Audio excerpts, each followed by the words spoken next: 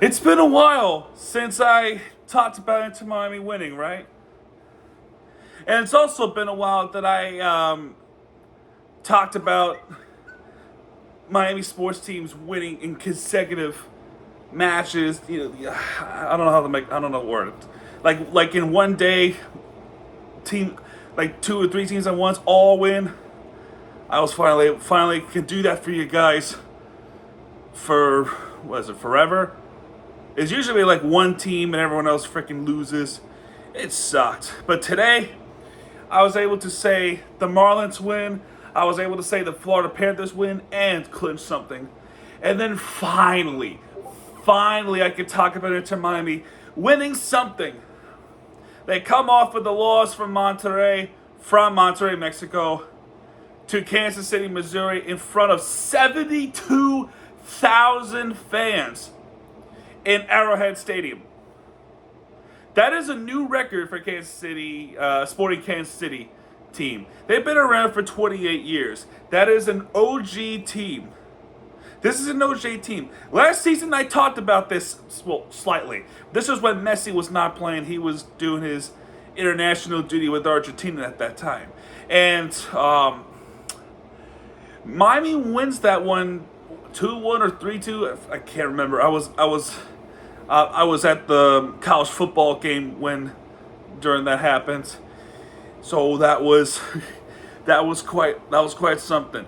But fast forward to this match at Arrowhead between Sporting Kansas City versus Inter Miami. Tim Melia versus Drake Callender in goalie matchup. This was nuts. This game was absolutely nuts. The game had it all. All right, let's go over the... Oh, actually, no, not the statistics. No, commentary. Get me. There we go. Kansas City starts off with the ball. And then 6 minutes in, off a giveaway. Off the giveaway as our player goes down. It is the first goal of the game, assisted by Tim Leopold. The goal is to Eric Tommy, which is a buried goal from to the bottom left corner to make it 1-0 Sporting KC. Eric Tommy gets, I'll say this, that was a banger from him. That was a good goal from him. 9 minutes later, there was a yellow card shown to Aviles. And then 2 minutes later, a beautiful, beautiful pass by none other than Lionel Messi to Diego Gomez, and Diego Gomez shoots one to the center of the box, and he buries it to tie this game up 1-1. Diego Gomez did it. So all the momentum from Sporting KC has now shifted to Inter Miami from this Diego Gomez goal. So since then, Messi had an attempt from the header. He just missed it to the right. Offside's been called to Kansas City. They didn't like it too much. Messi tries to get this one to the bottom left corner, but that was saved by Melia. That was a great save, and I was like, oh my goodness. I was like, oh, so close. William Aganda tries to get one, but he missed too high wide to the right. Corner kicks for Sporting KC, both of them were conceded by two different players, Jordi Alba and Ferrer. There was a delay in the match during that span from that foul call. There was a free kick by Alba. Play continues. Grissel gets a free kick. And then they give the opportunity to, you know who, they give this opportunity to Messi. And Messi tries to get this free kick, but he just missed it to the right. Just barely missed it to the right. You know which one I'm talking about. You know that is the classic nostalgia goal, from last year. He makes his debut, goes to the free kick, banger. Cruz Azul and FC Dallas waiting for those, like something like this, and just barely missed it to the right. Next attempt is Agata for Kansas City, but that was saved by Callender. Walter gets the shot but that was blocked away. And Miami's defense is pretty good on the defensive side as well. Then Walter, after that, when this was when they were going a shot on goal, and that was a great block. I believe Aviles was the player that blocked it. Although after that block happened, there was a tackle, and it's a clean tackle as well. But Walter got hurt. He was down for a long time, and the play continued to Miami, not getting any opportunity in, and the ball was cleared away. Walter had to be subbed off. Because of this injury, and this is not how Kansas City would have wanted it. Felipe Hernandez has to come in to replace Walter for before halftime happens.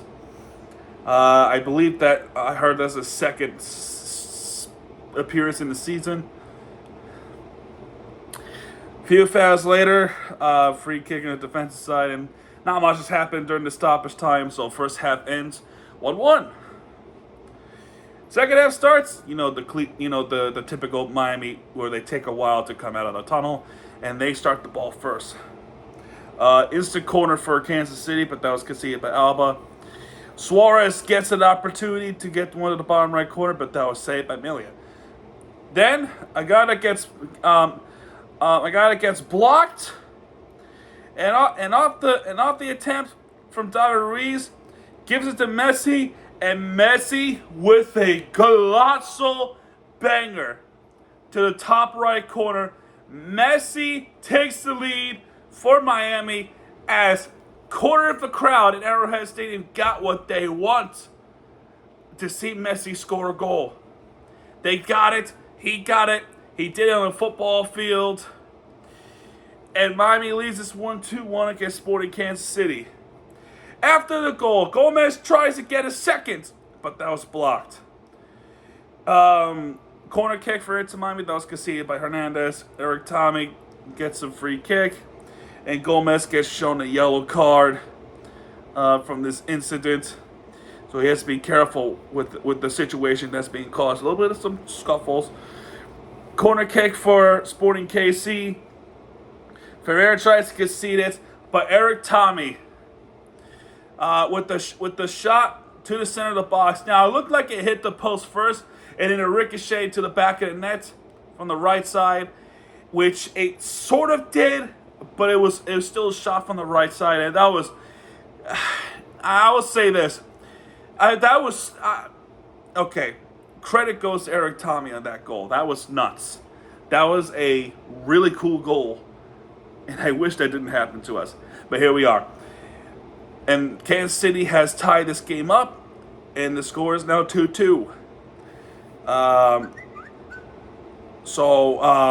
Then after that, not much has happened since then, trying to get some opportunities in. Fouls have been happening. And then, finally, I can definitely tell you this. So, I complained. We all complained that Tata never subs. Well, he does sub, but very rarely these days where he makes substitution. Finally, he makes substitution, and finally, we get to see Benjamin Kamashi for the first time this season. Replaces Gressel. Busquets rins a free kick a little bit after that. And then a takeaway by Gomez. Does a little inside pass. Luis Suarez was right there in the right spot in the right time. And he buries it to the bottom right corner. Looked like a tippy shot to the bottom right. And Miami recaptures the lead 3-2 by Luis Suarez. And just a great play by Gomez, stealing the soccer ball, then giving it to Suarez to bury this one to the bottom right corner. And Miami leads this one 3-2 in the 71st minute. So, after that, there was another shot made by Ajada, but he misses too high. there was a concerning scene. Now, this is what happens when you don't sub off your players. They are tired. The legs are getting worn out. And eventually, you know what's going to happen? It pops. I don't know if that's what happens, but something happened with Alba's hamstring. It looked like a hamstring to me. It was a non-contact injury. He was not able to continue in this game. This is what happens when you don't sub off your players. Right there is what happens. And this team is already dealing with injuries involving hamstrings.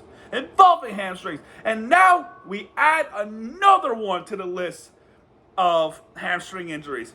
Messi just came out of the injury list because of the hamstring. Now it's being replaced by Alba. It's stupid. I hope Alba gets better soon. I hope it's nothing serious. But needless to say, he had to be subbed off. Negri has to come in. And I think he was also the injured player from last season. He tore his ACL, but he was able to recover and come back for this season. Good for him. But I hope, oh my goodness. I hope Messi's already okay. Alba is okay within a few weeks, because it's so concerning. And I hate when that happens. A non-contact injury. A contact injury is one thing, but a non-contact injury, it's a little bit worse than people realize it. Trust me. I played the sports a little bit, but I played football to know the injury a thing or two. All right. Felipe Hernandez gets shown a yellow card, and that's an easy one too.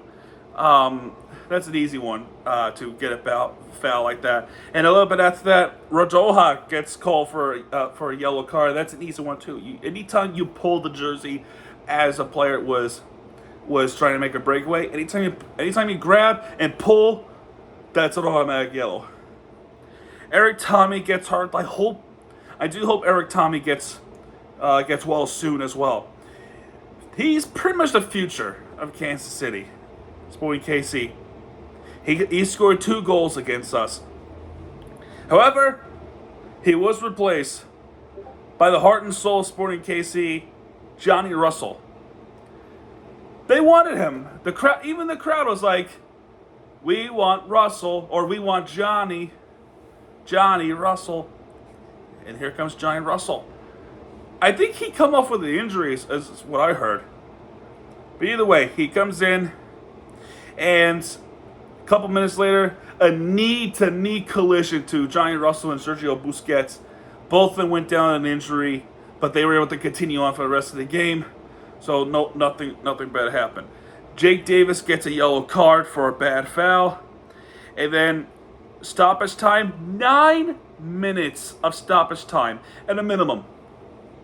So during the 9 minutes, there was a little bit of push, some frustrations, referee getting involved, trying to it's like, why are you complaining, this and that. So a few fouls. There was a substitution for Diego Gomez, had to come off. Coming in is Yannick Bright, and that was the last substitution for Miami. There was a free kick. Felipe Hernandez gets one, but that was blocked away. Corner kick, Kansas City, and that was conceded by Negri. And then Messi was caught offside. No complaints there. Polito gets blocked away. Jake Davis, after that, just misses it and had to make the desperation kick, and then misses. Whee! Home run. And finally, I can tell you guys the good news. Inter Miami wins this one, 3-2, ending their all-competition losing streak. Winless streak was 5, and now we start a new streak. And we did that at Arrowhead Stadium in front of 72,000 fans at that stadium alone. And we did that at the football stadium, and we did that at Arrowhead Stadium. Take notes, Miami Dolphins. You knew that was coming. When we look at the statistics, Miami has more possession time than Sporting KC did. Miami has 5 shots on goal, 3 of those were converted. 2 of those were saved. Sporting Kansas City has 3 shots on goal. They made 2 of those, and 1 of them was saved. 8 shot attempts for Miami, 10 shot attempts for Kansas City. 9 fouls committed by Miami, 14 fouls committed by Kansas City. 2 yellow cards for Miami and 3 yellow cards for Kansas City. 1 corner kick throughout the entire game in Miami, and 5 of those were Kansas City. So that's pretty much it for that one. I already said the saves, so you already know. I think with this win, let me double check real quick. I think with this win, so we win this game. Red Bulls draw 0-0. Who was the team at second? Philadelphia? Okay, Philadelphia. Let's see how they did. Let's see how Philadelphia did. Did they even play today? No, they did not. They play tomorrow. So as of right now, oh my gosh, what just happened? Because of the goal differential, as of right now, Miami's back at first place, believe it or not. Back at first place in the Eastern Conference because of the goal differential and the points. It should be +7 or +1. So I don't know. Either second or first in the Eastern Conference for now until tomorrow. I just thought I'd point that out real quick. But either way, Inter Miami finally wins. And they did that in regular season. So we get 3 points in this competition. Their next match, Inter Miami, is next week against Nashville SC. So they're looking for blood after, what we did to them in not only Leafs Cup, not only U.S. Open Cup, believe it or not, but CONCACAF. Yeah, that's going to be fun. So, yeah, I hope Alba will be okay. One more thing.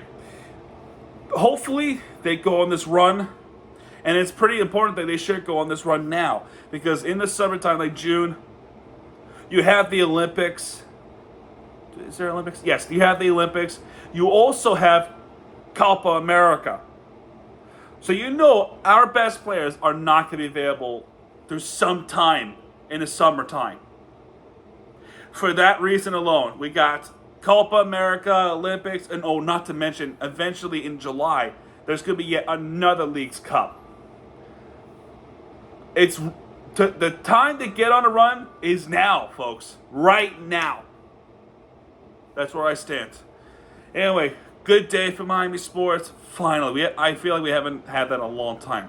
Tomorrow, huge day for basketball. Huge. Let's see if the Miami Heat can clinch playoff spot, or do we have to fight our way in from the play-in. We'll see what happens. Anyway, guys, that's going to do it for this one, folks. If you have enjoyed this video, hit the like button, subscribe for content, because Miami teaches you guys are back. And when he does, hit me right there with the fear entertainment you deserve. This is Miami teaches you, son of folks. Adios.